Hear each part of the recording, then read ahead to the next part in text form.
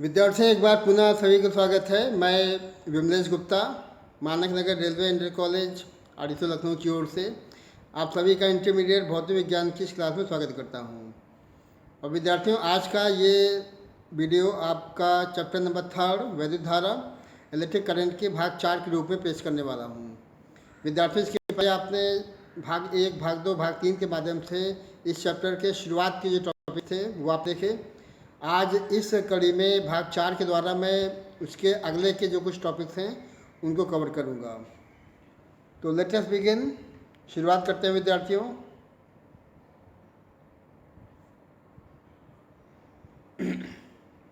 तो ये chapter basically देखिए सेल क्या है, और इस डायग्राम की मदद से आप देख सकते हैं कि जो एक सिंबल बनाया गया है एक सेल का, 2 सेल यूज किए गए हैं और दोनों सेलों को जब आप इस क्रम में जोड़ते हैं तो ये एक्चुअली ये क्रम सीरीज का होता है। ये जो है सीरीज है, मतलब श्रेणी क्रम होता है। और उसके अलावा देखिए बल्ब किस प्रकार से जो है ये श्रेणी क्रम में जोड़े गए हैं। तो ऐसे कुछ टॉपिक हम लोग को आज यहाँ से देखने हैं, ठीक है। तो विद्युत धारा चैप्टर नंबर 3 अध्याय नंबर 3 की रूपरेखा आपके सामने देखिए प्रस्तुत है विद्यार्थियों। तो आज मैं फिर से जल्दी जल्दी आपको पहले जो टॉपिक्स हैं वो बता देता हूँ, ओके। और आप देख सकते हैं कि इसमें जो है topics electric current, current density, conduction, धातु में वैद्युत चालन, विशेष रूप से मुक्त इलेक्ट्रॉन मॉडल, कुछ डेफिनेशन के साथ में at random motion, drift velocity, mean free path and relaxation time. और उसके बाद देखें विद्यार्थियों, उसके नीचे दिखाया गया है दोनों में संबंध, मतलब अनुगमन वेग और वैद्युत संबंध, okay. After that Ohm's law, उसका वेरिफिकेशन टॉपिक हो चुका है। आवेश वाहकों की गतिशीलता, वैद्युत प्रतिरोध, इलेक्ट्रिकल रेजिस्टेंस, वैद्युत चालकता, कंडक्टेंस, विशिष्ट प्रतिरोध या प्रतिरोधकता, विशिष्ट चालकता, रो के बाद सिग्मा देखिए बन गया है ये। और दोनों पर इस पर विशिष्ट प्रतिरोध पे ताप का क्या इफेक्ट पड़ेगा ये हमने देखा, ठीक है। उसके बाद देखिए प्रतिरोध पर ताप का इफेक्ट ओमी अनोमीय परिपथ विद वीआई करेक्टर, वैद्युत ऊर्जा और जूल का नियम, वैद्युत शक्ति किलोवाट घंटा, colour coding with the carbon resistance, प्रतिरोधों का संयोजन, ओके। सीरीज और पैरेलल कॉम्बिनेशन हम लोग ने देखा था। उसके बाद वैद्युत सेल, सेल का वैद्युत वाहक बल, टर्मिनल विभवांतर, आंतरिक प्रतिरोध, तीनों में संबंध, सेलों का संयोग, किरचॉफ का नियम, ओके। और उसके नीचे कुछ टॉपिक और देखिए दिखाए गए हैं। इसमें आपका किरचॉफ के नियम के बाद व्हीटस्टोन ब्रिज, मीटर सेतु, पोटेंशियोमीटर, एप्लीकेशंस और दोनों में कंपेरिजन।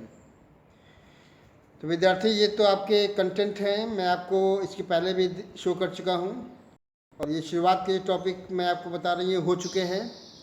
इसमें वैद्युत धारा से मैंने चालू किया था, यहाँ से ये सारे टॉपिक आप देख चुके हैं पहले ही।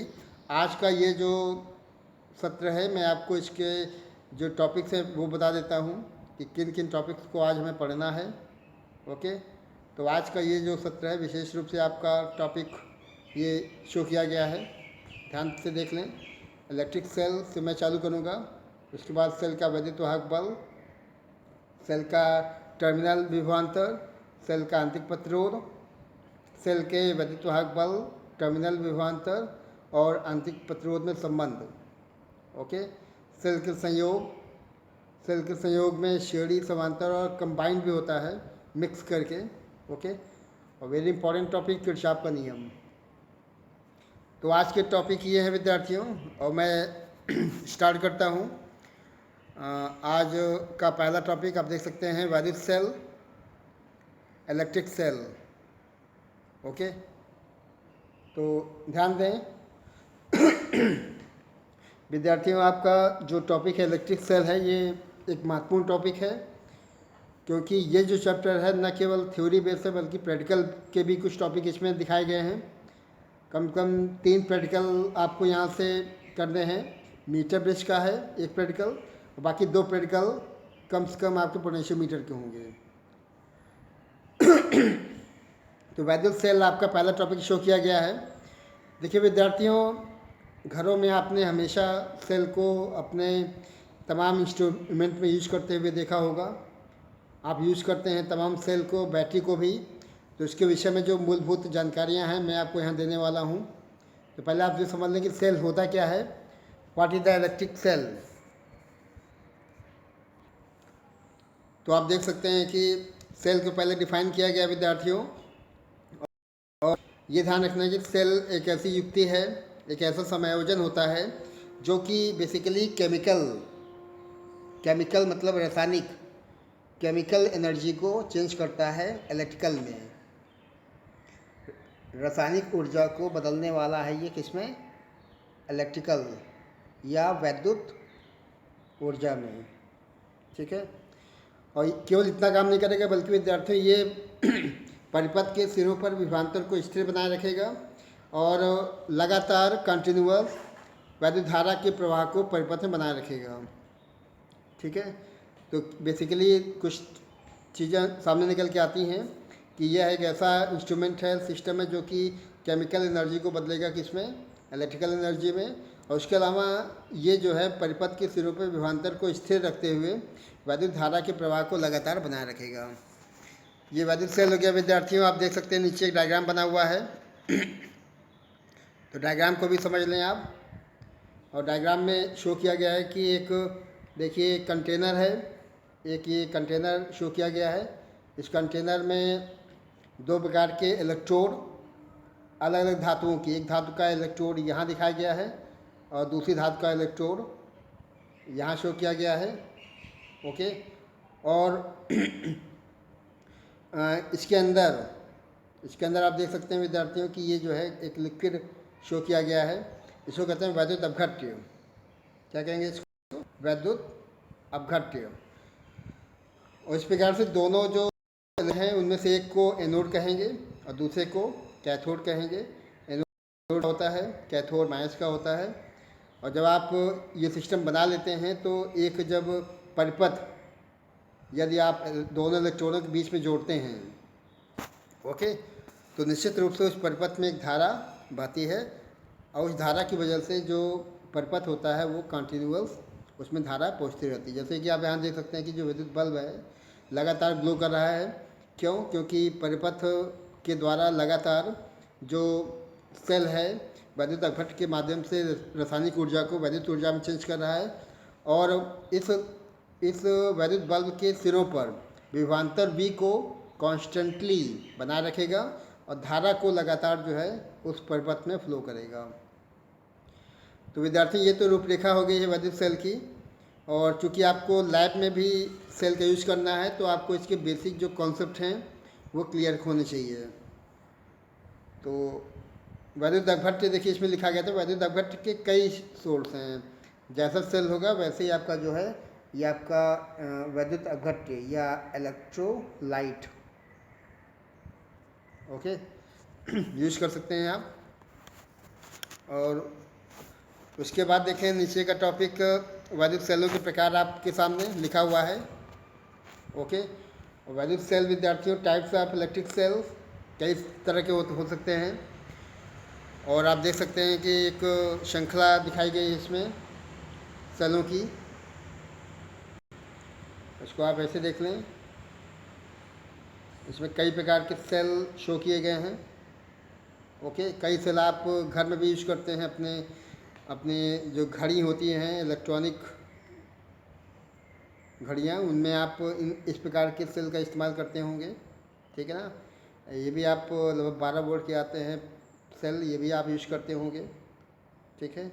ये बड़ी बैटरीज हैं जो कि काफ़ी पावरफुल होती हैं। तो इस प्रकार से आपने पावर बैंक भी यूज करते हैं आप, जो कि लगातार परिपथ में धारा के प्रवाह को बनाए रखता है बिना किसी रुकावट के। तो इसमें देखिए कई प्रकार के सेल और बैटरियों को दिखाया गया है और इन टॉपिक्स को आपको भी आगे भी देखना है। ओके। तो विद्यार्थियों हम लोग आगे बढ़ते हैं और देखते हैं कि वैद्युत सेल कितने प्रकार के हो सकते हैं। ओके। तो हमें चेक करना है कि इलेक्ट्रिक सेल कितने प्रकार के पॉसिबल हैं। तो विद्यार्थियों सेल बेसिकली दो प्रकार का होगा, एक प्राइमरी और दूसरा सेकेंडरी। प्राथमिक सेल क्या होते हैं पहले आपको वो समझना है विद एग्जाम्पल, क्या प्रॉपर्टीज है मैं आपको बताऊंगा। फिर द्वितीयक सेल सेकेंडरी सेल क्या होते हैं मैं उसके बारे में आपको बताऊंगा। तो विद्यार्थियों देखिए, प्राथमिक सेल और द्वितीयक सेल में मेन फ़र्क होता है चार्जिंग का। प्राथमिक सेल में आप चार्जिंग नहीं कर सकते हैं क्योंकि इसके अंदर जो केमिकल एनर्जी होती है वो इरिवर्सिबल केमिकल रिएक्शन के द्वारा वैद्युत ऊर्जा में इलेक्ट्रिकल एनर्जी में कन्वर्ट होती रहती है। ठीक है, और लगातार जब रिएक्शन होती रहती हैं तो इन सेलों का वैद्युत अपघट्य की जो क्षमता धीमे धीमे घटती जाती है और बाद में समाप्त हो जाती है। और विद्यार्थियों, ऐसे सेल को जब आप चाहें कि फिर से चार्ज कर लें तो वो पॉसिबल नहीं होता है। तो बेसिक कॉन्सेप्ट शो किए गए हैं। एक तो आपको ये समझना है कि जो केमिकल एनर्जी होती है वो बेसिकली इरिवर्सिबल होगी, अनुत्क्रमणीय। अनुत्क्रमणीय समझते हैं, एक शब्द देखिए यहाँ पे लिखा गया है अनुत्क्रमणीय। अनुत्क्रमणीय का मतलब होता है कि जब कोई रिएक्शन एक ही दिशा में चले, उसका उल्टा वो फॉलो ना कर पाए, तो इसको हम लोग अनुत्क्रमणीय या इरिवर्सिबल रिएक्शंस कर सकते हैं। तो सबसे मेन इसका रिजल्ट क्या निकल रहा है विद्यार्थियों, इसमें रिजल्ट ये निकलता है कि चार्जिंग तो हो जाती है लेकिन चार्जिंग दोबारा नहीं कर सकते हैं आप। मतलब जो सेल आपको मिलेगा उसको आप यूज़ करेंगे, यूज़ करने का मतलब उसका लगातार आंतरिक प्रतिरोध बढ़ेगा, उसके अंदर जो वैद्युत अपघट्य होगी उसकी कार्य क्षमता धीमे धीमे कम होती जाएगी और बिल्कुल लास्ट में वो समाप्त हो जाती है। तो इस प्रकार से प्राथमिक सेल को आप चार्ज नहीं कर सकते हैं, ये आपको ध्यान रखना है। और कुछ एग्जाम्पल देखिए शो किए गए नीचे विद्यार्थियों, और ये एग्जाम्पल थोड़े महत्वपूर्ण इसलिए क्योंकि आपको इनको लैब में भी यूज़ करना है। तो एग्जाम्पल में देखिए वोल्टीज सेल शो किया गया है, उसके अलावा लेक्लांशियर सेल और डेनियल सेल, ये सभी सेल जो हैं प्राथमिक सेल में आएंगे। ओके, जो आप घर में यूज़ करते हैं अपने घड़ियों के लिए, जो दीवार घड़ियाँ होती हैं, तो उसमें भी जो सेल होते हैं ड्राई सेल या शुष्क सेल कहलाते हैं, वो भी प्राथमिक सेल में आएगा। हालांकि उसमें कैटेगरी भी आ गई, अब तो चार्जिंग वाले भी आने लगे हैं, लेकिन जो बेसिकली जो कम रेट के आते हैं तो वो प्राथमिक सेल या प्राइमरी सेल के अंतर्गत आएंगे, उनको आप चार्ज नहीं कर सकते हैं। तो वोल्टेज सेल के अलावा लेक्लांशे और डेनियल। तो पहले आपको मैं डेनियल को दिखा देता हूँ विद्यार्थियों। पहले लेक्लांशे को आप देख लें कि लेक्लांशे सेल देखने में कैसा होता है, क्योंकि इसका यूज आपको लैब में भी करना है। उसके बाद मैं डेनिला को दिखाऊंगा। तो ये जो डायग्राम बना है विद्यार्थी, ये लेक्लांशे सेल का है, इसको देख लें। ये जो डायग्राम बना है ये लेक्लांशे सेल का है और इसके बारे में थोड़ी जानकारी आपको होनी चाहिए। और ये एक ऐसा वैद्युत सेल होता है जो कि अमूमन सभी लैब में जो इंटरमीडिएट तक के क्लास होते हैं तो उन सभी लैब में लेग्रांजे सेल का यूज होता है, क्योंकि इसकी प्रॉपर्टी है कि कंटिन्यूअस बिना रुके एक अच्छा पावर के साथ में ये आउटपुट देता है। बहुत अच्छा तो नहीं, लेकिन लगभग 1.45 या 1.5 वोल्ट इसका जो है विद्युत वाहक बल हम लोग मान सकते हैं। ओके, और आप देख सकते हैं कि इसके अंदर कुछ एक पात्र दिखाया गया है। ये पात्र आप जो देख पा रहे हैं विद्यार्थी, ये एक्चुअली बना होता है प्लास्टिक का बेसिकली। और इसके अंदर देखिए दो छड़ें दिखाई गई हैं, एक छड़ इलेक्ट्रोड के फॉर्म में ये है, एक दूसरी छड़ इलेक्ट्रोड के फॉर्म में ये शो की गई है। इधर वाली जो है जिंक का देखिए दिखाया गया है, जिंक है मेटल, और इधर जो है कार्बन। ओके, कार्बन शो किया गया है। और ये प्लास्टिक के अलावा ग्लास का भी हो सकता है, कांच का भी यूज कर सकते हैं, अब तो प्लास्टिक के भी आने लगे हैं। और विद्यार्थियों इसके अंदर ध्यान देंगे, इसके अंदर जो होगा वो कोई इलेक्ट्रोलाइट, ओके, कोई इलेक्ट्रोलाइट, जैसे आप लेक्लांशे की बात करते हैं तो इसमें NH4Cl, NH4Cl का मतलब अमोनियम क्लोराइड या नौसादर का घोल यूज कर लेते हैं, लेकिन इसमें लिखा भी गया है aqueous solution of ammonium chloride. Okay, aqueous solution of ammonium chloride मतलब NH4Cl का जो घोल आपको यूज करना है। और ये जो पात्र आपको दिखाया गया विद्यार्थियों, इसकी भी प्रॉपर्टी आपको देख लेनी है, क्योंकि ये जो है एक सरहद पात्र होता है जिसमें कार्बन की एक छड़ होती है और इसके बाहर बाहर जो एक परत होती है वो पाउडर फॉर्म में मैग्नीज डाइऑक्साइड और कार्बन का मिक्स होता है। ठीक है, तो ये एक वैद्युत सेल जो कि लैप्लासियन सेल के रूप में आपको शो किया गया है। लैब में इसको आपको लगातार यूज करना पड़ेगा तमाम प्रैक्टिकल्स में।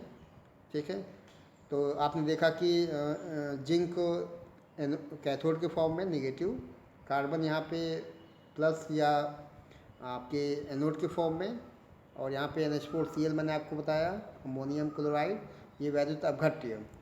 3 कंपोनेंट बहुत मेन होते हैं विद्यार्थियों। एक तो इलेक्ट्रोलाइट, जैसे यहाँ पे आप देख सकते हैं कि अमोनियम क्लोराइड के रूप में यूज किया गया है वैद्युत अपघट्य के रूप में। 2 छड़ें होंगी, 2 इलेक्ट्रोड छड़ें, एक पॉजिटिव एक नेगेटिव, मतलब एक कैथोड का एक एनोड का। तो कैथोड में इसमें कैथोड के रूप में जिंक और एनोड के रूप में कार्बन का यूज किया गया है। और उसके नीचे देखिए विद्यार्थी एक डायग्राम और बनाया गया है। ये एक्चुअली डेनियल सेल है, इसका भी यूज आपको लैब में करना है। दिस इज द डेनियल, ये डेनियल सेल होता है और इसको भी आपको लैब में यूज करना है। ठीक है, ये भी एक प्राथमिक सेल है और इसको यूज करने का मतलब है कि एक्चुअली इसका जो EMF होता है विद्युत वाहक बल वो कम होता है लैप्लासियन से।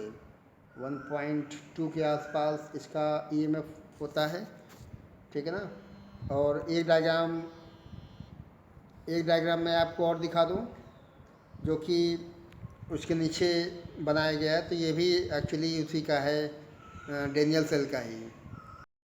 Okay, this is also a diagram of Daniell cell. इन तीनों को आप एक साथ यहाँ देखें विद्यार्थियों। तो ये विद्यार्थियों डेनियल सेल आपके सामने देखिए बना हुआ है, क्रॉस सेक्शन उसका। आप तीनों एक साथ देख लें। जैसे ये आपका ऊपर का देखिए ये लैप्लासियन हो गया, नीचे डेनियल। आप लैब में जाएंगे तो डेनियल आपको इस फॉर्म में दिखाई पड़ेगा। ठीक है ना, 1.2 इसका विद्युत वाहक मैंने आपको बताया अभी। और उसके नीचे आप देखें डेनियल सेल का ही जो है जो क्रॉस सेक्शन है उसके अंदर क्या क्या कंपोनेंट है वो बताए गए हैं। ठीक है, ये विद्यार्थियों प्राथमिक सेल आपने देखा। अब द्वितीयक सेल पे आ जाएं। सेकेंडरी सेल्स, या इसको एक्यूमुलेटर भी कहते हैं। ओके, तो सेकेंडरी सेल्स या एक्यूमुलेटर से पहले आपको वो समझ लेना है विद्यार्थियों। जैसा कि आपने देखा अभी कि प्राथमिक सेल जब आप यूज कर लेंगे तो उसको चार्जिंग कर पाना संभव नहीं होता है, लेकिन द्वितीयक सेल या संचायक सेल ऐसे सेल होते हैं जिनको आप यूज करने के बाद अगर वो थोड़े कमज़ोर हो जाते हैं या डिस्चार्ज हो जाते हैं तो आप किसी बाह्य स्रोत से दोबारा इनको चार्ज कर सकते हैं। ओके, और चार्ज करने के बाद जो भी रासायनिक ऊर्जा होगी पुनः वैद्युत ऊर्जा में कन्वर्ट हो सकती है। ठीक है, तो ये चार्जिंग डिस्चार्जिंग का प्रोसीजर केवल सेकेंडरी सेल में ही हो सकता है। ये एक बहुत बड़ा प्लस पॉइंट है कि जैसे आपको लगे कि सेल का जो पावर है कमज़ोर हो गया है, उसकी एफिशिएंसी कम हो गई है, उससे निकलने वाला आउटपुट बहुत स्ट्रॉन्ग नहीं है, तो निश्चित रूप से आप जो है चार्ज का ऑप्शन रखेंगे अपने पास में। चार्जिंग करने के बाद उस सेल का विद्युत वाहक बल EMF एक बार पुनः बढ़ जाएगा और बिल्कुल नए प्रकार से उस सेल काम करने लगता है। और मोटा मोटा निष्कर्ष ये भी निकलता है विद्यार्थियों कि सेकेंडरी सेल का मतलब है कि इसमें जो रिएक्शन होंगी वो रिवर्सिबल होंगी, उत्क्रमणीय। प्राथमिक सेल और द्वितीयक सेल में यही मेन अंतर होता है कि प्राथमिक सेल में आप रिएक्शन को जो है इरिवर्सिबल दिखाते हैं, अनुत्क्रमणीय, जबकि द्वितीयक सेल में जो अभिक्रियाएँ होती हैं, रासायनिक अभिक्रियाएँ, जिसके माध्यम से ये सेल जो है रासायनिक ऊर्जा को बदलता है वैद्युत ऊर्जा में, ये प्रायः उत्क्रमणीय या रिवर्सिबल हो सकती हैं। ओके, तो ये मेन फ़र्क हो गया प्राथमिक और द्वितीयक में। और इसमें देखिए एग्जाम्पल भी शो किया गया विद्यार्थियों, और एग्जाम्पल के तौर पे जो सेल दिखाए गए हैं उसमें आप सीसा संचायक सेल या क्षारीय संचायक सेल का ऑप्शन हो सकता है। कुछ डायग्राम भी देखिए शो किया गया है इसमें, और डायग्राम देख के आपको कुछ आइडिया लग गया हो कि जो है आपके घर में अगल बगल गाड़ियों में ऐसे सेल आपने, ऐसे बैटरीज आपने देखी होंगी। तो ये सभी ऐसे सेल हैं या ऐसी बैटरीज हैं जिनको आप दोबारा चार्ज कर सकते हैं, ये ऑप्शन रहता है। और इसमें देखिए ये तमाम जो सेल आपको दिखाए गए हैं ये गाड़ियों में इस्तेमाल होते हैं, ठीक है। ये सबसे छोटा वाला देखिए सबसे कम पावर का होगा आउटपुट का, लगभग 6 या 8 12 वोल्ट तक का, 8 वोल्ट तक का, बाकी 12 वोल्ट या 24 वोल्ट के भी इसमें शो किए गए हैं। ओके, तो ये लेड एसिड बैटरीज हैं और इसके अंदर एक्चुअली एसिड का यूज़ किया जाता है। और इसके बाद देखिए टॉपिक पे आते हैं सेल का वैद्युतवाहक बल, the electromotive force of cell. इसको ध्यान दें विद्यार्थियों। सेल का वैद्युतवाहक बल देखिए अक्सर जब हम लोग अभी न्यूमेरिकल पोर्शन पे जाएंगे या आप जब सवाल की तरफ बढ़ेंगे तो आप EMF इलेक्ट्रोमोटिव फोर्स को सुनेंगे, देखेंगे, पढ़ेंगे कई बार। तो ये होता क्या है, दो टर्म्स आते हैं, एक होता है विद्युतवाहक बल, एक होता है टर्मिनल विभवांतर। ओके, तो विद्युतवाहक बल का मतलब होता है कि जब आप किसी परिपथ में एकांक आवेश को, किसी परिपथ में एकांक आवेश को अगर प्रवाहित करना है इंक्लूडिंग सेल, यही फ़र्क होता है विद्यार्थियों विद्युतवाहक बल और विभवांतर में। विभवांतर में आप सेल को यूज नहीं करते हैं, सेल को जो है शामिल नहीं करते हैं, लेकिन इसमें आपको करना पड़ेगा। तो ये सेल का विद्युतवाहक बल का सीधा मतलब है कि एकांक आवेश को इंक्लूडिंग सेल, एकांक आवेश को सेल सहित पूरे परिपथ में एक बार प्रवाहित करने में सेल द्वारा प्रदान की गई ऊर्जा, ये हो जाता है सेल का विद्युतवाहक बल। और इसको कैपिटल ई से कहीं कहीं स्मॉल ई भी यूज करते हैं, लेकिन बेसिकली कैपिटल ई ही आप यूज करें। विद्युतवाहक का एक बहुत ही कॉमन जो यूज है वो ई के रूप में ही शो करते हैं। तो ये तो परिभाषा हो गई। परिभाषा में आपने क्या देखा कि अगर आप क्यू आवेश लेके चलें, ओके, इस आवेश को अगर आपको फ्लो कराना है परिपथ में, पूरे परिपथ में इंक्लूडिंग सेल, तो सेल जो है जितनी ऊर्जा प्रदान करेगा वही विद्युतवाहक बल ई हो जाता है, ठीक है ना। और जैसा कि आप देख सकते हैं कि क्यू कूलाम आवेश को सेल सहित अगर पूरे परिपथ में एक बार प्रवाहित करने में दी गई ऊर्जा या किया गया कार्य W है, तो E बराबर हो जाएगा W/Q, E equal to W/Q। ये इसका बहुत ही बेसिक फार्मूला है विद्यार्थियों। W/Q आपने पीछे भी देखा था, याद अगर हो, विभवांतर आपने पढ़ा था, आपने वैद्युत विभव पढ़ा था अध्याय नंबर 2 में। तो यहाँ पे विभवांतर तो नहीं, लेकिन विद्युतवाहक बल आप जो पढ़ रहे हैं दोनों के फॉर्मूले एक ही हैं। तो इस प्रकार से यदि क्यू कूलाम आवेश को सेल सहित पूरे परिपथ में एक बार प्रवाहित करने में सेल द्वारा जितनी ऊर्जा प्रदान की जाएगी, ये सेल द्वारा जितना कार्य किया जाएगा वो इसका विद्युतवाहक बल ई हो जाएगा। और ई का देखिए फॉर्मूला शो किया गया है, E equal to W/Q। Okay, अगर मात्रक निकालना है तो W को हम लोग जूल में नापेंगे, कार्य है ये, और नीचे आवेश को कूलाम में नापेंगे, जूल प्रति कूलाम। ओके, विद्युतवाहक बल को नापना है जूल प्रति कूलाम में, या इसको नापेंगे वोल्ट में। विद्युतवाहक बल को नापते हैं कितने, वोल्ट। तो वोल्ट इसकी बहुत कॉमन इकाई है। अब आपको एक और परिभाषा मैं आपको बता दूं कि अगर यहाँ से एक और परिभाषा बतानी है तो निश्चित रूप से आपको Q को मान लेना है 1। ओके, तो E का मान W के बराबर हो जाएगा। तो परिपथ में प्रवाहित आवेश अगर Q का मान 1 कूलाम हो और सेल द्वारा दी गई ऊर्जा या कार्य का मान भी 1 जूल हो, तो E का मान 1 वोल्ट हो जाएगा। बहुत सिंपल परिभाषा है विद्यार्थियों ये, और ये डिफाइन करने का प्रोसीजर आपको मालूम होना चाहिए। आपने देखा कि ऊपर E का जो फॉर्मूला है वो W/Q शो किया गया है। आपने आवेश को मान लिया है 1 कूलम, W को मान लिया है 1 जूल, तो E का मान 1 वोल्ट हो जाएगा। ओके, तो ये चीज़ आपको समझ लेना है। और विद्यार्थियों, आपको ध्यान होना चाहिए कि सेल का एक बहुत ही फंडामेंटल प्रॉपर्टी है ये एक अभिलाक्षणिक गुण होता है।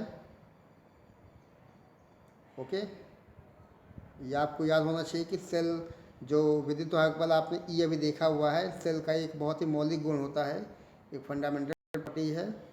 और यदि आप सेल को लगातार यूज करते जाएंगे तो ये जो प्रॉपर्टी है, ये जो अभिलाक्षणिक गुण होता है, वो लगातार घटेगा, विद्युत वाहक बल लगातार कम होता जाएगा। और यह सेल का अभिलाक्षणिक गुण है। उसके अलावा सेल में प्रयुक्त किए गए प्लेटों के पदार्थ, वैद्युत अपघट्ट की प्रकृति इस पर निर्भर करता है। ओके, तो विद्युत वाहक बल किन किन कारकों पर निर्भर करता है, ये ऐसे क्वेश्चन 1 नंबर में 2 नंबर में आ सकते हैं। तो सेल का एक मौलिक गुण होता है ये विद्युत वाहक बल, जो कि सेल में प्रयुक्त किए गए पदार्थ, प्लेट के पदार्थ, उसके अलावा वैद्युत अपघट्ट की प्रकृति पर निर्भर करता है। ओके, और इसमें बेसिकली जो प्लेट का आकार होगा या उसकी आकृति होगी या उनके बीच की जो दूरी होगी या वैद्युत अपघट्ट की जो मात्रा होगी, उससे जो है वैद्युत वाहक बल पर कोई इफेक्ट, कोई प्रभाव नहीं पड़ता है। तो ये चीज़ें आपने देख ली हैं, इसको भी आप एक एक चीज़ को ध्यान से पढ़ें, समझें इसको। और कुछ कन्फ्यूजन हो रहा है यहाँ पे, लगता है इस बच्चे को हो रहा है, आपको भी हो रहा होगा। जैसा कि अभी आपने पढ़ा विद्युत वाहक बल, तो बल यहाँ कैसे आ गया, ठीक है। तो ये चीज़ आपको ध्यान देना है विद्यार्थियों कि बल तो नहीं है ये, बल्कि कुछ और है। अब क्या है, कुछ कॉमन एरर्स होते हैं, तो कुछ कॉमन एरर्स हम लोग देखने वाले हैं। ओके, तो कॉमन एरर्स में ध्यान दें विद्यार्थियों। मैं सेल के विषय में आपको बताऊंगा कि सेल के अंदर जो धनायन होगा वो ऋण आवेशित इलेक्ट्रोड, ओके, सेल के अंदर जो धनायन होते हैं, मतलब प्लस चार्ज के जो कण होते हैं, वो ऋण आवेशित इलेक्ट्रोड कैथोड की ओर गति करते हैं। ओके, देखिए कुछ पॉइंट हैं, एक्चुअली इसमें बड़ा कन्फ्यूजन होता है। आपको ये सारे पॉइंट समझ लेने हैं। इसमें क्या बताए गए हैं कि सेल के भीतर जो धनायन होता है वो ऋण आवेशित इलेक्ट्रोड कैथोड की ओर गति करते हैं, ठीक है। जो पॉजिटिव चार्ज होगा वो चलेगा किधर, नेगेटिव चार्ज की ओर। और जो पॉजिटिव चार्ज जो इस प्रकार से जो गति करता है, तो इन आयनों को हम लोग कहते हैं कैटायन। ओके, जबकि जो ऋण आवेशित ऋण आयन जो होते हैं, नेगेटिव चार्ज, वो मूवमेंट करेंगे किधर, प्लस की ओर, एनोड की ओर। जो ऋण आयन होते हैं वो धन आवेशित इलेक्ट्रोड मतलब एनोड की ओर गति करते हैं। अतः इनको हम, इन आयनों को एनायन कहते हैं, कैटायन और एनायन, ये दो चीज़ें हो जाएंगी। निश्चित रूप से जो धन आयन होगा वो चलेगा निगेटिव की ओर, ओके, और जो जो निगेटिव पार्टिकल होंगे चलेंगे वो धनावेशित इलेक्ट्रोड एनोड की ओर। इसकी वजह से दोनों को जो है कैटायन और एनायन के नाम से संबोधित किया जाएगा। अब सेकेंड पॉइंट पर आ जाए विद्यार्थियों। सेल के अंदर जो धनायन होंगे और ऋणायन होंगे गति करते हैं, परंतु सेल से बाहर वायु परिपथ में केवल इलेक्ट्रॉन ही गति करते हैं। ये बहुत बड़ा पॉइंट है, अक्सर बच्चे कंफ्यूज जाते हैं कि मोमेंट कैसे कहाँ पे होना है। तो आपको ये ध्यान रखना है कि जो सेल आपको भी ऊपर दिखाया गया था, मैं यहाँ भी दिखा देता हूँ, एक कंटेनर, दो, एक इलेक्ट्रोड यहाँ पे, एक इलेक्ट्रोड यहाँ पे, और ये जो है आपका इलेक्ट्रोलाइट हो जाएगा। तो सेल के अंदर जो गति होगी इलेक्ट्रोड के अंदर, उसमें धन आयन ऋण आयन गति करते हैं। लेकिन जो बाहर की गति होती है, मतलब परिपथ में, उसमें केवल इलेक्ट्रॉन गति करते हैं। ओके, ये आपको ध्यान रखना है। और एक और पॉइंट देखिए, बताया गया विद्यार्थियों की सेल का विद्युत वाहक बल भ्रमित करता है। निश्चित रूप से एक एरर हो जाता है आप सभी के द्वारा। विद्युत वाहक बल एक्चुअली कोई बल नहीं है, बल्कि यह परिपथ में किए गए कार्य के बराबर है, जबकि एकांक आवेश को उसको ले जाना है। ठीक है ना। एक कूलाम के आवेश को अगर आप प्रोवाइड करते हैं, जितना कार्य किया जाएगा वही विद्युत वाहक बल होगा। तो बल actually this is not a force. ये आपको ध्यान रखना है कि जो वैद्युत बल है EMF, ये कोई वैद्युत बल नहीं होता है, कोई बल नहीं होता है, बल्कि एक प्रकार का ये कार्य होता है जो कि एकांक आवेश को, इकाई आवेश को सेल सहित पूरे परिपथ में अगर फ्लो कराना है तो इसमें जितना कार्य होगा वही आपका विद्युत वाहक बल हो जाता है। नेक्स्ट टॉपिक देखिए, लिखा गया सेल का टर्मिनल विभवांतर। This is the terminal potential of a cell. Okay, अभी आपने ऊपर देखा EMF विद्युत वाहक बल, और यहाँ पे है टर्मिनल विभवांतर। टर्मिनल का मतलब सिरे हो जाएंगे विद्यार्थियों। एक सिरा मान लीजिए यहाँ पे बिंदु A के फॉर्म में शो किया गया है। ओके, बिंदु A हो गया है और यहाँ पे एक बिंदु B हो गया है। ठीक है ना। तो विभवांतर या विभव अंतर अभी आपने पिछले चैप्टर में देखा था, तो ये वही है। और मान लीजिए किसी आवेश को, एकांक आवेश को सेल के एक बिंदु से दूसरे बिंदु तक या एक टर्मिनल से दूसरे टर्मिनल तक ले जाना है, तो सेल द्वारा दी गई ऊर्जा या किया गया कार्य सेल का टर्मिनल विभवांतर कहलाता है। परिभाषाएं कुछ एक ही जैसी हैं विद्यार्थियों। यहाँ भी किया गया कार्य होगा या दी गई ऊर्जा होगी, और यहाँ भी आवेश को एकांक माना गया है। ठीक है।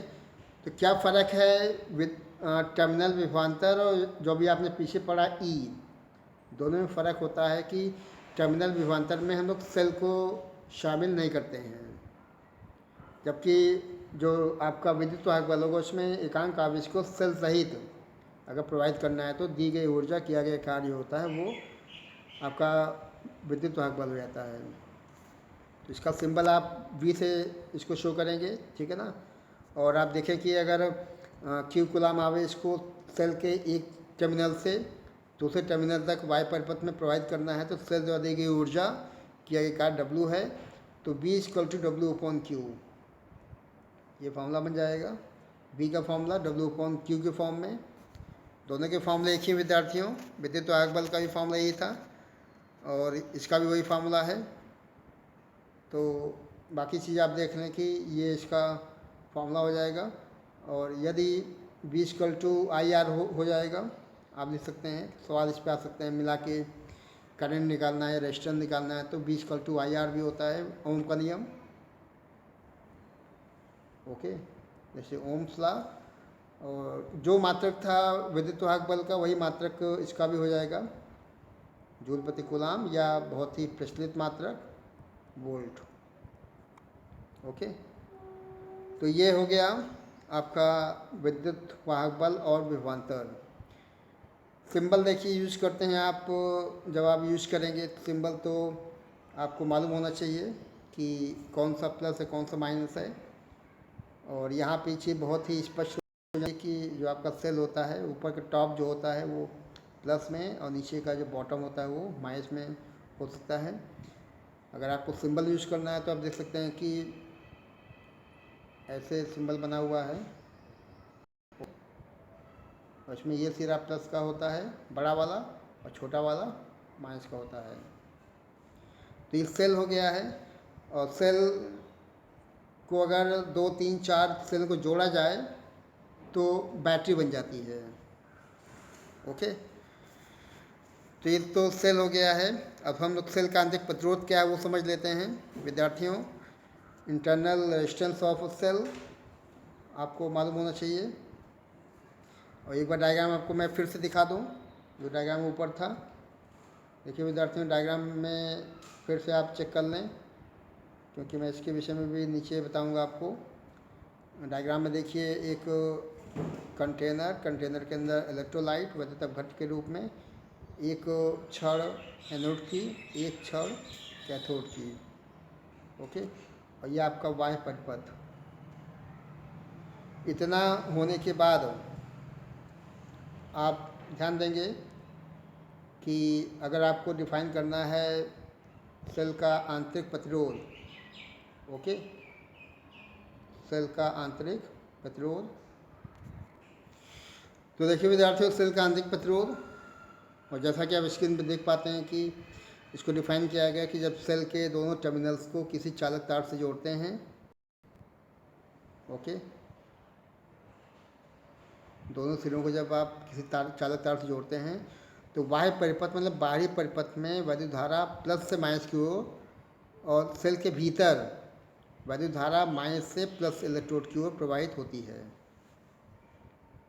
ओके, और इसके अलावा जिस प्रकार चालक तार धारा प्रवाह के मार्ग में रुकावट या अवरोध उत्पन्न करता है, वैसे ही सेल के भीतर जो आपका इलेक्ट्रोलाइट होता है वैद्युत अपघट्य, वो भी वैद्युत धारा के मार्ग रुकावट या अवरोध उत्पन्न करता है। इसी अवरोध को, रुकावट को हम लोग नाम देते हैं सेल के आंतरिक प्रतिरोध के रूप में। ओके, सेल का आंतरिक प्रतिरोध मतलब छोटा आर प्रतिरोध है, इसका मात्रक ओम हो जाएगा। और विद्यार्थियों देखिए, एक्चुअली जैसा आप ये होता क्या है कि जब आप सेल को यूज करते हैं, जोड़ते हैं बाह्य परिपथ से, तो सेल के भीतर जो घोल होता है, ध्यान देंगे ये आपका घोल है, मतलब वैद्युत अपघट्य, इलेक्ट्रोलाइट। ये जो घोल होता है वो जो मोमेंट है आयनों का, तो उनके मार्ग में अवरोध या रुकावट उत्पन्न करता है। यही रुकावट या अवरोध कहलाता है आपका सेल का आंतरिक प्रतिरोध आर, स्मॉल आर। ओके, तो ये परिभाषा देखिए यहाँ बनाई गई थी, इसको आपको देख लेना पढ़ के समझ के। अब आपको चेक कर लेना कि कौन कौन से फैक्टर्स हैं जो कि सेल के आंतरिक प्रतिरोध को प्रभावित करते हैं। तो हम लोग इसको भी देख लेते हैं विद्यार्थियों, सेल के आंतरिक प्रतिरोध को प्रभावित करने वाले कारक कौन कौन से हैं। ओके, तो ये क्वेश्चन भी आता है बोर्ड में, और इसको भी आपको बारीकी से समझ लेना है कि कौन कौन से कारक हैं जो कि सेल के आंतरिक प्रतिरोध को प्रभावित कर सकते हैं। एक बार फिर से आप दिमाग में बैठा लें कि सेल का जो रचना होती है उसमें बेसिकली एक कंटेनर, एक बर्तन के रूप में, उसके अलावा दो इलेक्ट्रोड की छड़ें, एक पॉजिटिव एक नेगेटिव, एक कैथोड की एक एनोड की, और उस कंटेनर के अंदर कोई इलेक्ट्रोलाइट, कोई वैद्युत अपघट्य, ये सभी कारक मिलकर एक वैद्युत सेल बनाते हैं। और वैद्युत सेल का आंतरिक प्रतिरोध, पहला कारक देखिए दिखाया गया है कि वैद्युत अपघट्य की सांद्रता बढ़ाने पर सेल का आंतरिक प्रतिरोध बढ़ जाता है, सी। देखिए विद्यार्थियों, जब आप लैब में जाते हैं और वैद्युत सेल, लेक्लांशियन सेल का प्रयोग करते हैं, तो आपको पानी की मात्रा ज़्यादा लेनी है और NH4Cl की मात्रा कम लेनी होती है। यदि आप पानी कम लेते हैं और यूज होने वाले वैद्युत अपघट्य, कोई भी वैद्युत अपघट्य हो सकता है, NH4Cl को यदि आप ज़्यादा लेते हैं तो उसकी सांद्रता, उसका कॉन्सेंट्रेशन बढ़ जाएगा और आंतरिक प्रतिरोध का मान भी बढ़ जाएगा। ठीक है, क्योंकि जब वैद्युत अपघट्य ज़्यादा गाढ़ा बन जाएगा, ज़्यादा सांद्र बन जाएगा, उसका कॉन्सेंट्रेशन जब हाई लेवल में पहुंच जाएगा, तो वहाँ पे जो मोमेंट होता है, गति, वो बाधित होती है और आंतरिक प्रतिरोध इससे बढ़ जाएगा। नंबर 2 पे आ जाए। नंबर 2 देखिए शो किया गया है कि इलेक्ट्रोडों के बीच की दूरी के समानुपाती होता है। ओके, मतलब इस सेल का आंतरिक प्रतिरोध होता है स्मॉल आर, वो इलेक्ट्रोडों के बीच की दूरी के समानुपाती। मतलब एक इलेक्ट्रोड मान लीजिए ये है, ओके, और दूसरा इलेक्ट्रोड ये है, ठीक है, और यदि इनके बीच की दूरी आप ज़्यादा रखते हैं तो आंतरिक प्रतिरोध का मान भी ज़्यादा होगा। ओके, तो इलेक्ट्रॉनों के बीच की दूरी के समानुपाती दूरी कम होगी। यदि दोनों इलेक्ट्रॉनों के बीच की दूरी कम होगी, आर का मान, दूरी का मान कम होगा तो आर का मान निश्चित रूप से कम हो जाएगा। और नंबर 3 पे देखिए, वैद्युत अपघट्य में डूबे हुए इलेक्ट्रॉनों के क्षेत्रफल के व्युत्क्रमानुपाती। कम भाग डूबा हुआ है, ओके, जो इलेक्ट्रोड आपने यूज़ किए हैं उसका कम भाग डूबा है तो आंतरिक प्रतिरोध ज़्यादा होगा, और ज़्यादा भाग डूबा है तो आंतरिक प्रतिरोध का मान कम होगा। एक बार मैं आपको डायग्राम को फिर से दिखाता हूँ। यहाँ पे देखिए विद्यार्थियों, लेना है कि जो मैंने आपको नीचे बातें बताई हैं उसमें क्या क्या चीज़ें हैं। यह जो आपका इलेक्ट्रोलाइट है वैद्युत अपघट्य यूज़ किया गया है, ये इसकी सांद्रता कम होनी चाहिए, नंबर 1। नंबर 2, जो प्लेटों के बीच की दूरी है या इलेक्ट्रॉनों के बीच की दूरी है ये कम से कम होनी चाहिए, ठीक है ना। दूरी कम होगी तो आर का मान भी कम हो जाएगा। और अगला जो है, इन इलेक्ट्रॉनों के कितने क्षेत्रफल डूबे हुए हैं, है ना। कम क्षेत्रफल डूबा होगा तो आंतरिक प्रतिरोध का मान ज़्यादा होगा, और ज़्यादा भाग डूबा है तो आंतरिक प्रतिरोध का मान कम हो जाएगा। उल्टा संबंध है, व्युत्क्रमानुपाती है। देखिए यहाँ लिखा भी है व्युत्क्रमानुपाती, मैं आपको एक बार फिर से दिखा दूँ।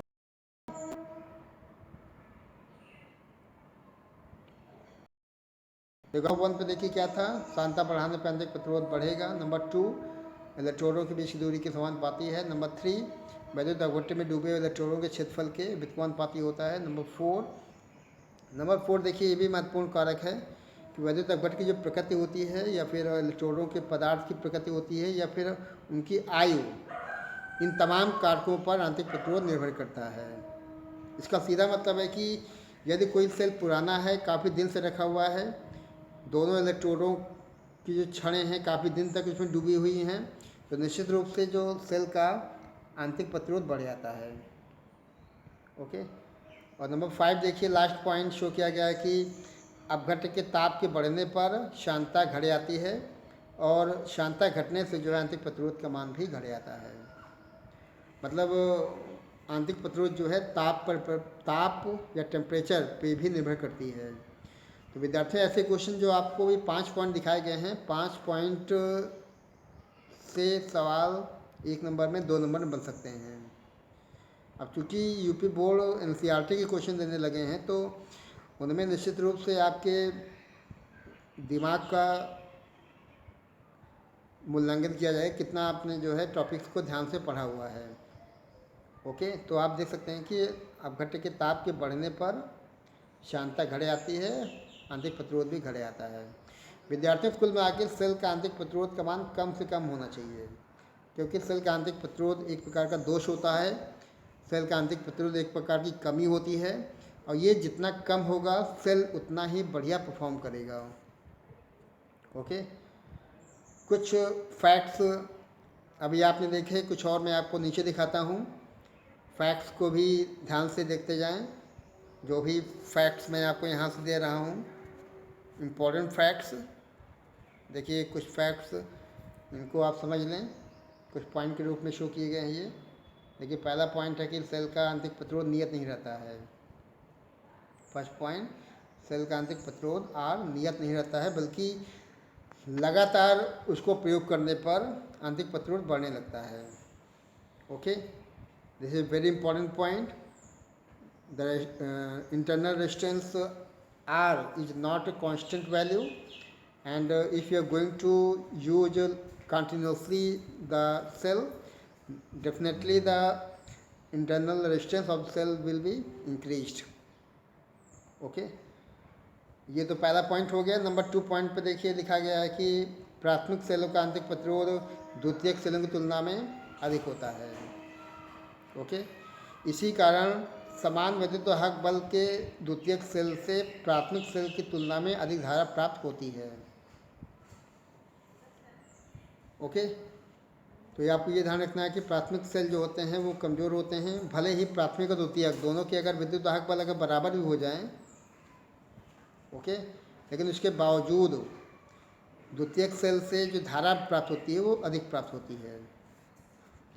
लास्ट पॉइंट है किसी भी आइडियल सेल या आदर्श सेल का जो आंतरिक प्रतिरोध होता है वो शून्य होता है। ओके, किसी भी आदर्श सेल का आंतरिक प्रतिरोध शून्य होता है।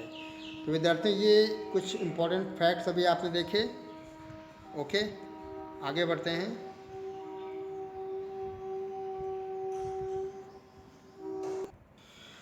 तो विद्यार्थियों आपने अभी ऊपर के टॉपिक में विद्युत वाहक बल, टर्मिनल विभवांतर और आंतरिक प्रतिरोध तीनों को पढ़ा। अब हम लोग जो है तीनों में संबंध चेक कर लेते हैं। तीनों में संबंध क्या बनने वाला है। Relation among EMF, terminal potential difference and internal resistance of a cell. Okay, तीनों में संबंध क्या है वो देखने वाले हैं। देखिए विद्यार्थियों, एक डायग्राम आपके सामने शो किया गया है। पहले मैं इसको आपको बता दूं, और आप डायग्राम में देख सकते हैं कि एक सेल, देखिए विद्यार्थी ये जो सिंबल है सेल का है, ये है ना, क्योंकि क्वेश्चंस में न्यूमेरिकल्स में आपको सेल जो दिखाई पड़ेंगे कुछ इस प्रकार से दिखाई पड़ेंगे। एक्चुअल में सेल तो ये है, लेकिन इसके साथ में एक प्रतिरोध भी दिखाते हैं। इस सेल का आंतरिक प्रतिरोध दिखाया गया है, छोटा आर। ई लिखा है सेल का विद्युत वाहक बल। ओके, और इसके बाद देखिए करंट शो की गई है। सेल से जो करंट शो हो रहा है वो आई है। इतना पोर्शन आपका सेल हो गया है, इससे निकलने वाली धारा आई है, ठीक है ना।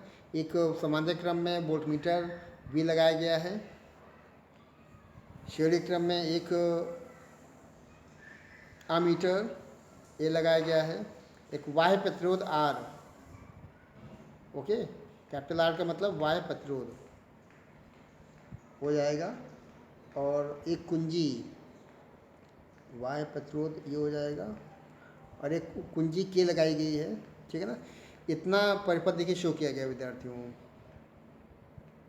ओके, क्या क्या हो गया, सेल हो गया, विद्युत वाहक बल ई और आंतरिक प्रतिरोध आर के साथ में एक वोल्टमीटर समांतर क्रम में, एक अमीटर श्रेणी क्रम में, एक बाह्य प्रतिरोध आर और कुंजी के। कुंजी ऑन करने पे एक करंट आई का फ्लो होता है प्लस से माइनस की ओर, वो दिखाया गया है।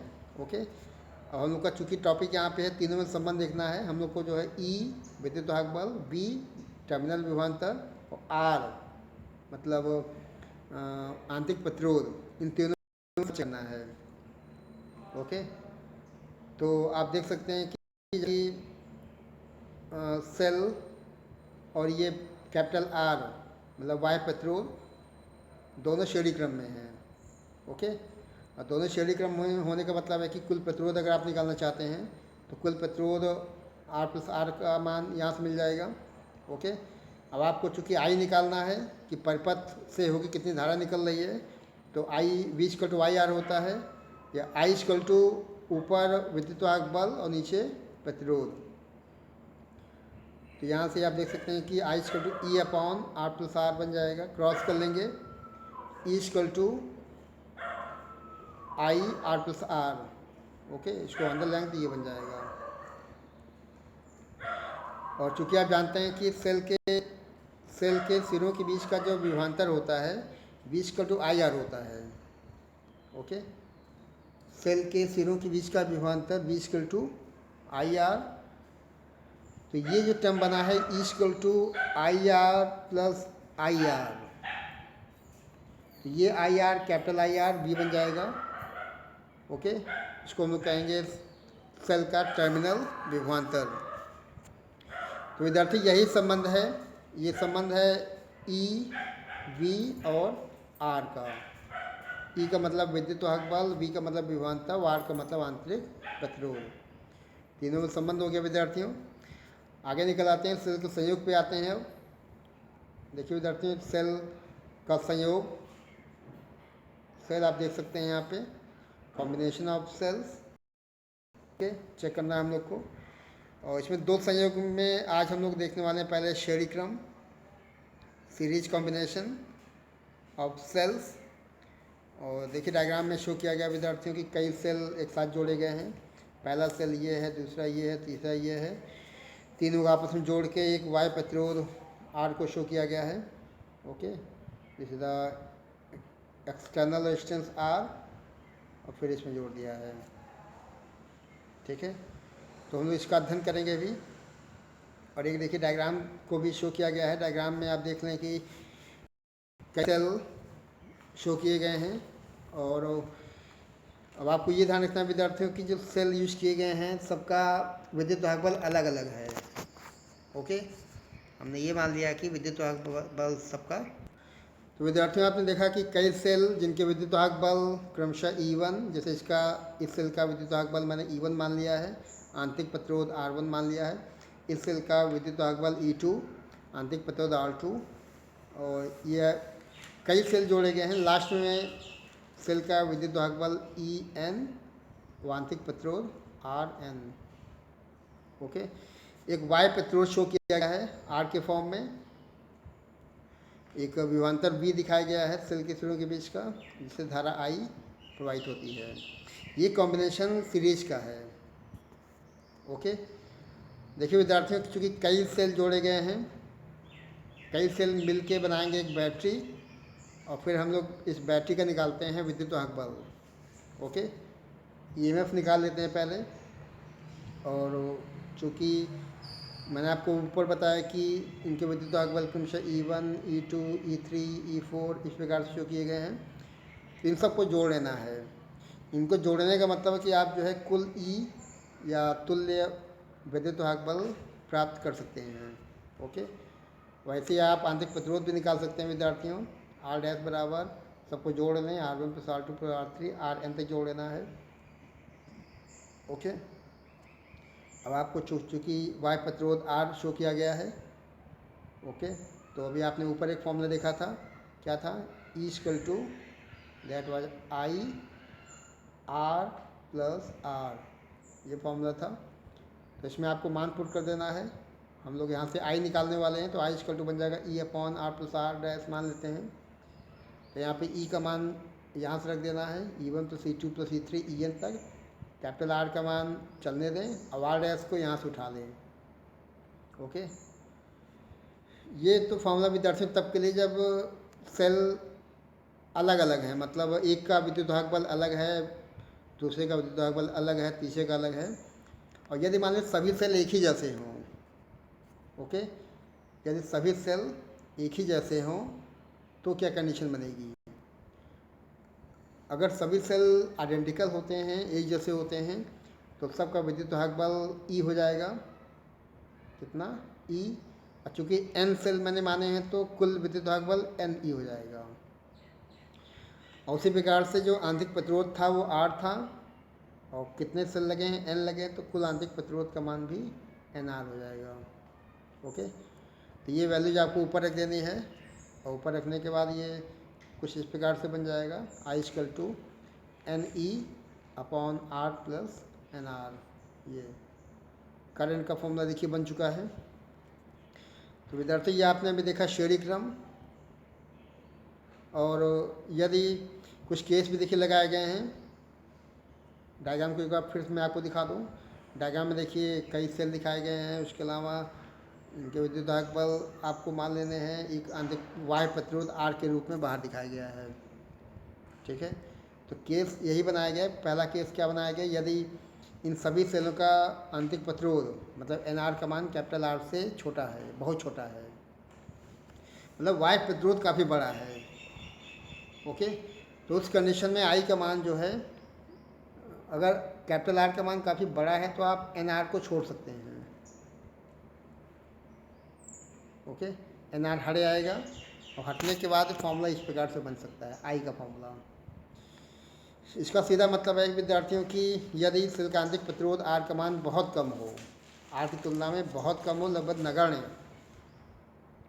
तो यदि हम सेल को जोड़ते हैं सीरीज कॉम्बिनेशन में, श्रेणी क्रम में जोड़ते हैं, तो एक सेल से निकलने वाली धारा का N गुना, कितना? N गुना हो जाता है। तो इस प्रकार से निश्चित रूप से सेलों का आंतरिक प्रतिरोध कम होने पर उन्हें श्रेणी क्रम में जोड़ना चाहिए, और श्रेणी क्रम में जोड़ने के बाद आप एक शक्तिशाली बैटरी बना सकते हैं। ओके, उसके बाद नंबर 2 पे आ जाए। नंबर 2 में देखिए, अगर आंतरिक प्रतिरोध का मान काफ़ी बड़ा है, मतलब काफ़ी पुरानी बैटरीज हैं। ओके, तो काफ़ी पुरानी बैटरी होने का मतलब उनका आंतरिक प्रतिरोध का मान बढ़ जाएगा, NR का मान काफ़ी बड़ा हो जाएगा वायु प्रतिरोध से। और ये फार्मूला जो I का फार्मूला था वो कुछ इस प्रकार से बन जाता है, I=E/R। तो निश्चित रूप से इस कंडीशन में आपको बहुत ज़्यादा लाभ नहीं होने वाला है, क्योंकि E/R का मतलब है कि केवल एक सेल से निकलने वाली धारा। ओके, तो इसका सीधा मतलब है कि यदि सेल पुराना हो जाए तो इसको श्रेणी क्रम में जोड़ने का बहुत लाभ नहीं होता है, लेकिन अगर सेल अगर नए हैं तो उनको आप निश्चित रूप से जो है श्रेणी क्रम में जोड़ के शक्तिशाली बैटरी बना सकते हैं। ओके, पॉइंट 1 और पॉइंट 2 में मैंने आपको बताया कि यदि मान लीजिए सेल पुराना हो जाता है, उसका आंतरिक प्रतिरोध का मान काफ़ी बढ़ जाता है, तो उस कंडीशन में जो धारा निकलती है वो बहुत ही कम होगी। केवल एक सेल से जितनी करंट निकलेगी उतना करंट यहाँ से प्राप्त होता है, मतलब उसको यूज़ करने का कोई लाभ नहीं है। अब आपको देख लेना है विद्यार्थियों समांतर क्रम सेलों का, पैरेलल कॉम्बिनेशन ऑफ सेल्स। और डायग्राम आप चेक कर लें पहले। ये जो कॉम्बिनेशन है पैरेलल कॉम्बिनेशन है, समांतर क्रम देखिए शो किया गया है विद्यार्थियों। एक सेल ये दिखाया गया है, दूसरा सेल ये, तीसरा ये, और इस तरह के n सेल शो किए गए हैं। ओके, एक वाय प्रतिरोध R के फॉर्म में दिखाया गया है, ये है, उसके सिरों के बीच का विभवांतर V दिखाया गया है, करंट I शो कर दिया है। ओके, और अब आगे बढ़ें। और ये टॉपिक हम लोग का ऐसा है कि जब संयोजन में जुड़े सभी सेलों के विद्युत दाहक बल और आंतरिक प्रतिरोध समान हो। डायग्राम मैंने आपको ऊपर दिखा दिया अभी। और इस कंडीशन में जो भी सेल यूज किए जाएंगे उनको कैसे जोड़ना है आप ऊपर देख सकते हैं। सभी के जो धन सिरे हैं, सभी के प्लस सिरे एक बिंदु पे चले जाएंगे, सभी के प्लस सिरे एक साथ जोड़ के एक बिंदु पे, सभी के माइनस सिरे एक साथ जोड़ के एक सिरे पे चले जाएंगे। ये कॉम्बिनेशन समांतर का हो जाता है। ठीक है, तो ये जोड़ने के बाद देखिए विद्यार्थियों, चूँकि n सेल यूज किए गए हैं, number of cells n use किए गए हैं, समांतर क्रम में जोड़े गए हैं, और बाह्य प्रतिरोध R में धारा प्रवाहित की गई है। ठीक है, जबकि सेल का प्रत्येक सेल का विद्युत वाहक बल E है और आंतरिक प्रतिरोध R है। ओके, तो पहले आप चेक कर लें कि कुल आंतरिक प्रतिरोध कितना होगा, क्योंकि विद्युत वाहक बल तो E होगा। संयुक्त सेल का आंतरिक प्रतिरोध निकाल लें, 1/R' बराबर सबको जोड़ लें। समांतर क्रम का तरीका आपको मालूम है, 1/R1 + 1/R2 1/R3। और चूँकि सभी सेल एक ही जैसे हैं तो 1/R' बराबर 1/R + 1/R + 1/R कब तक n तक, तो R' का मान हो जाएगा R/n। ओके, तो समांतर क्रम में ये इसका आंतरिक प्रतिरोध बन जाएगा। और परिपथ में कुल धारा आपको निकालनी है, तो फिर फॉर्मूला मैं वही लगा दूंगा, I=E/R+। अब चूँकि R मैंने ऊपर निकाल दिखाया R/n के फॉर्म में, ये बन गया है। इसको हल करने के बाद ये फॉर्मूला कुछ इस प्रकार से बन जाता है I का Ne/nr + r। कुछ केस लगा लें विद्यार्थियों। देखिए पहला केस निकाला गया है कि यदि आंतरिक प्रतिरोध का मान सेल के बाह्य प्रतिरोध से बहुत छोटा है। ओके, सेल का आंतरिक प्रतिरोध बाह्य प्रतिरोध की तुलना में बहुत ही छोटा है, तो I का मान निकलता है E/R। इसका मतलब है कि फिर से कोई लाभ नहीं होने वाला है। ठीक है, क्योंकि E/R का मतलब है कि एक सेल से निकलने वाली वैद्युत धारा। तो हम लोग देख सकते हैं कि इस कंडीशन में जबकि कम आंतरिक प्रतिरोध वाला कोई सेल है, उनको अगर जोड़ते हैं आपस में तो समांतर क्रम में जोड़ने का कोई लाभ नहीं होता है। अब विद्यार्थियों नंबर 2 पे आ जाएं। यदि आंतरिक प्रतिरोध काफ़ी बड़ा है तो I का मान देखिए Ne/R निकलता है। अब आप देख सकते हैं कि n लिखा है, E/R लिखा है, मतलब एक सेल से जो धारा निकल रही है इंटू n। अगर 10 सेल आपने जोड़े हैं तो 10 जोड़े इतना हो जाएगा।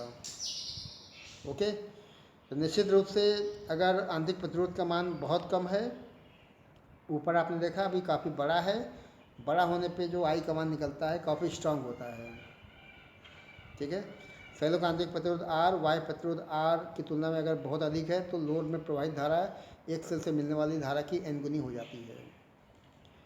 तो इस प्रकार से अगर सेल पुराने हो जाते हैं तो निश्चित रूप से आप इनको समांतर क्रम में जोड़िए, और समांतर क्रम में जोड़ने के बाद उनको आप एक शक्तिशाली बैटरी के रूप में इस्तेमाल कर सकते हैं। तो विद्यार्थी ये टॉपिक अभी हुए, और हम लोग का लास्ट टॉपिक आज का चालू हो रहा है किरचॉफ के नियम।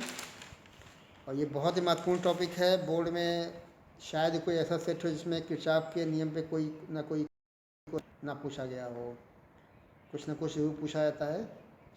तो किरचॉफ के देखिए विद्यार्थी दो नियम बताए गए हैं। प्रथम नियम आप देखने वाले हैं। प्रथम नियम जो है संधि का नियम है, धारा का नियम।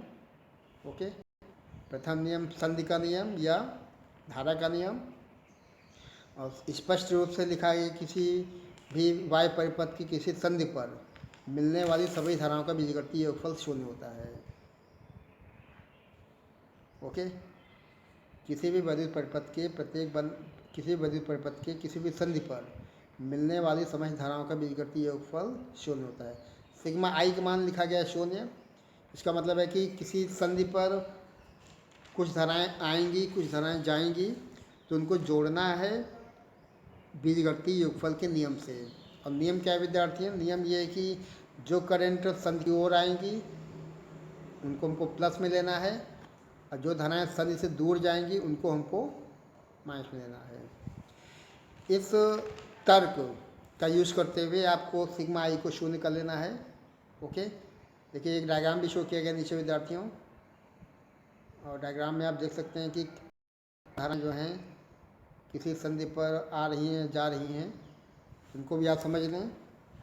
ये जंक्शन है सेंटर पे। ओके, और इसमें आप देख सकते हैं कि जैसे ए से एक करंट ये आ रहा जा रहा है, आ रहा मतलब संधि की ओर। बी से करंट ये भी आ रहा है, सी से आ रहा है, डी से आ रहा है, और ई से एफ से जा रहा है। ओके, एक्चुअली ये जो डायग्राम बना विद्यार्थी ये एक संधि है, जंक्शन। इस जंक्शन पे तमाम धाराएं मिल रही हैं। कुछ धाराएं आती हैं संधि की ओर, कुछ धाराएं बाहर निकल रही हैं। तो किसी भी संधि पर मिलने वाली समस्त धाराओं का बीजगणितीय योगफल शून्य होता है। यह आपका किरचॉफ का प्रथम नियम, धारा का नियम या संधि का नियम कहलाता है।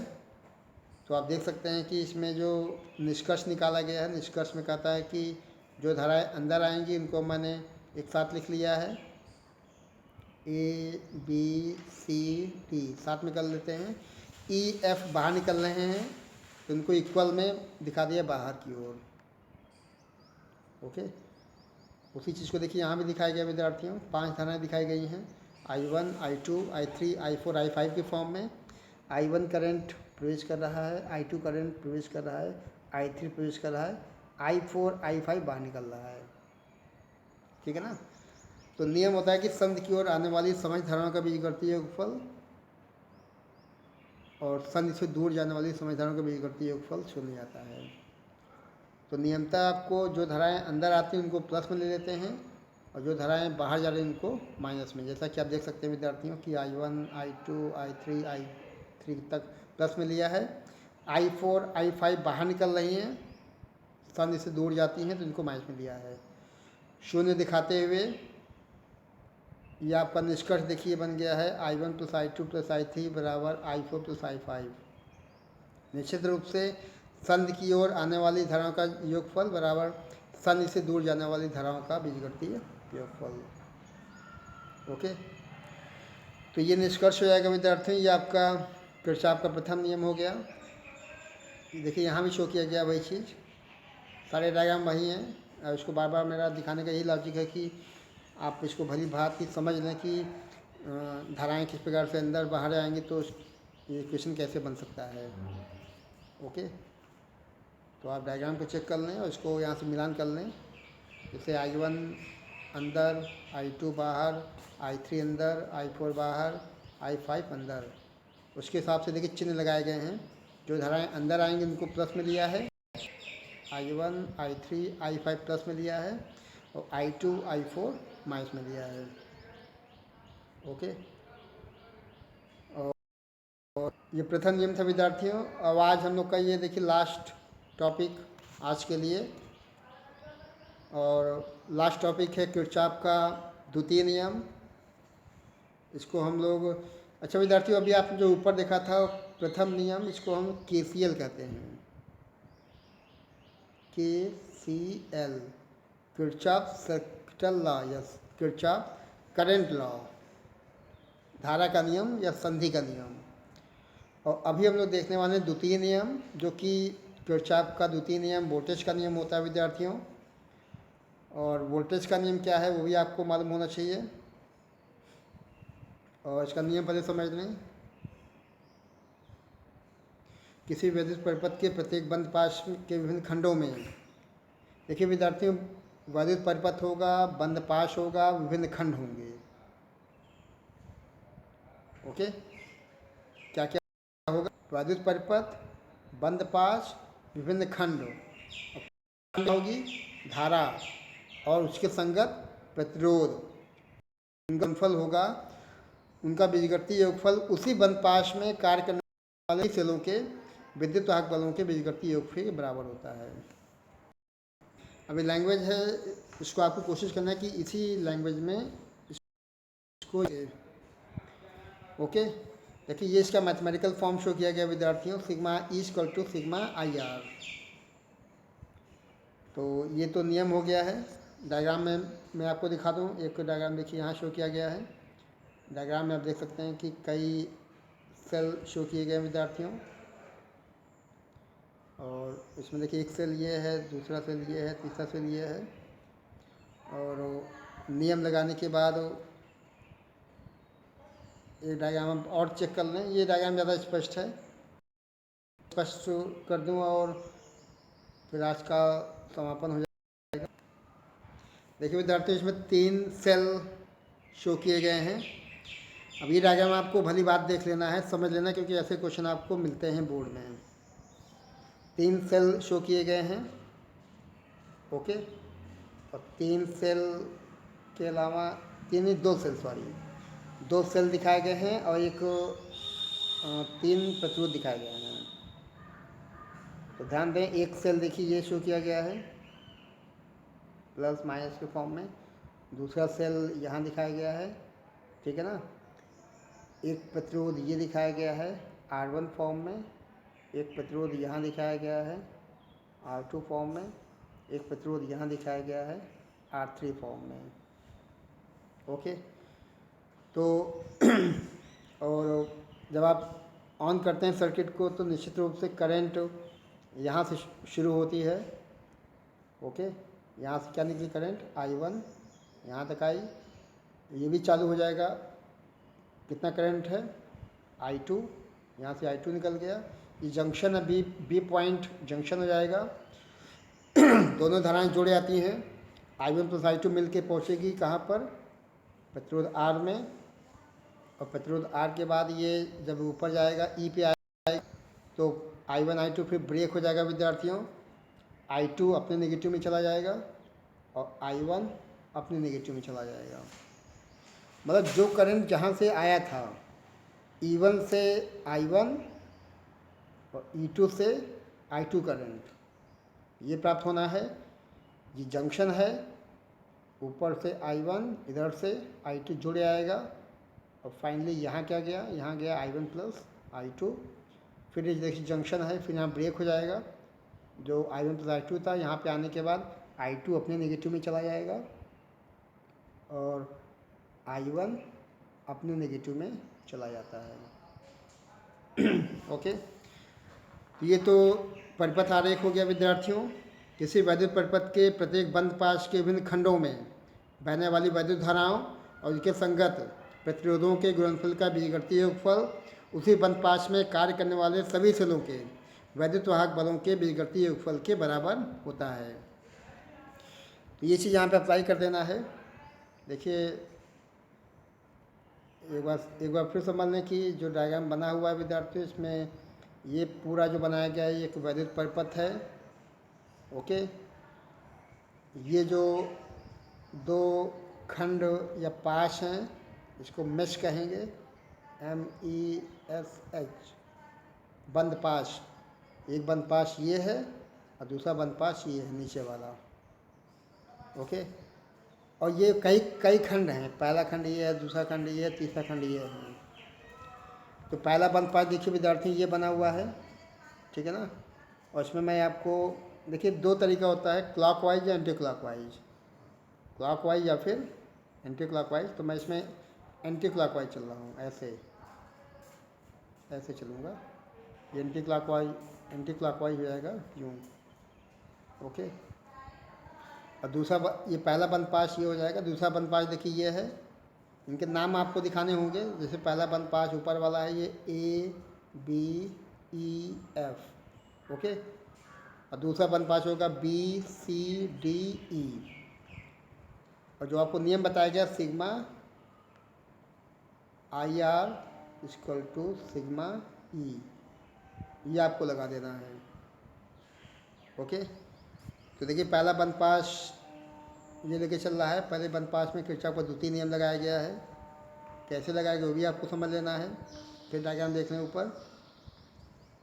अब देखिए विद्यार्थियों, दो सेल दिखाए गए हैं E1 E2 के फॉर्म में, दो प्रतिरोध दिखाए गए हैं R1 R2 के फॉर्म में। R2 में धारा कितनी है I2, और R1 में कितना है I1। तो क्या है नियम था सिग्मा E बराबर सिग्मा IR। तो सिग्मा E का मतलब जो विद्युत वाहक बल बड़ा होगा उसमें छोटा घटा देना है, सिग्मा E बन जाएगा। ओके, और उसके बाद सिग्मा IR का मतलब है ये सिग्मा E हो गया है, और सिग्मा IR का मतलब धारा कितनी है उसके संगत प्रतिरोध कितना है। तो मैं आपको फिर दिखा देता हूँ कि यहाँ पे धारा जो है वो, यहाँ धारा I1 है, प्रतिरोध R1 है, यहाँ धारा I2 है, प्रतिरोध R2 है। तो I1 का R1 में गुणा और I2 का R2 में गुणा, फिर दोनों घटाना है। जो बैटरी बड़ी होगी, जिसका विद्युत वाहक बल बड़ा होगा, उससे धारा भी स्ट्रॉन्ग निकलेगी। तो घटा के ये देखिए क्वेश्चन नंबर फर्स्ट बना लिया है। ओके, ऐसे ही आपको द्वितीय बंद पाश, देखिए द्वितीय बंद पाश को भी आपको देख लेना है, जो कि नीचे बना हुआ है विद्यार्थियों। द्वितीय बंद पाश देखिए ये वाला है BCD और इधर E। ओके, ये बंद पाश बन जाएगा। इसमें एक सेल ये है, एक प्रतिरोध यहाँ, एक प्रतिरोध यहाँ। ओके, तो यहाँ देखिए एक ही सेल है, E2 लिख दिया है बराबर। इसमें हम लोग कैसे चलेंगे, क्लॉकवाइज, एंटी क्लॉकवाइज चलते हैं ऐसे। क्लॉकवाइज का मतलब यूँ होता है ऐसे, ये क्लॉकवाइज है, और यूँ चलेंगे तो ये एंटी क्लॉकवाइज होता है, ठीक है ना। तो इसमें हम लोग को एंटी क्लॉकवाइज चलना है ऐसे। तो सब जुड़े आएंगे, ये करंट, ये प्रतिरोध, ये देखिए दिखाया गया है यहाँ पे, और ये करंट, ये प्रतिरोध यहाँ दिखाया गया है। इक्वेशन फर्स्ट पहले बन गया था, इक्वेशन सेकंड अभी बन गया है ये। ओके, फर्स्ट और सेकंड दोनों का यूज करें, दोनों को हल करना है, और हल करके जो है परिपथ के जो कई खंड बने हुए हैं उनमें आप प्रवाहित धाराओं के मान ज्ञात कर सकते हैं। तो विद्यार्थियों, ये आपका द्वितीय नियम हो गया है, और आपको दोनों नियम को तैयार कर लेना है। प्रथम नियम संधि का नियम, धारा का नियम, और द्वितीय नियम वोल्टेज का नियम। अच्छा, एक चीज़ मैंने आपको और बतानी थी कि जो प्रथम नियम होता है विद्यार्थियों, प्रथम नियम वो आवेश का संरक्षण होता है।